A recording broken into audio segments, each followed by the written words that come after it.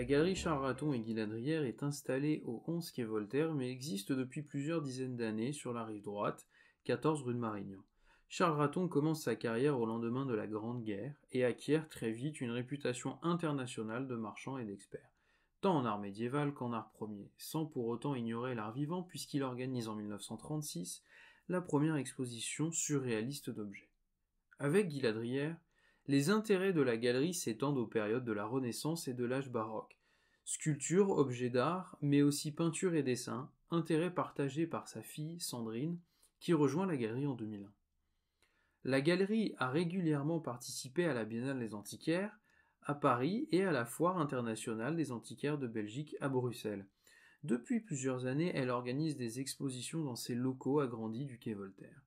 Elle a le plaisir de compter parmi ses clients de nombreux musées français, comme le Louvre, et internationaux, tels que le Met à New York et le Getty à Los Angeles, mais aussi nombreux collectionneurs particuliers. La galerie participe à Fine Art Paris depuis sa création.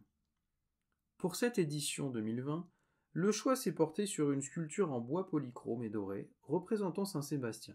Ce très beau morceau de sculpture, anciennement donné au Gréco, nous ramène plutôt dans une ambiance florentine du XVIe siècle que dans un univers espagnol maniériste, comme cela était suggéré jusqu'à présent.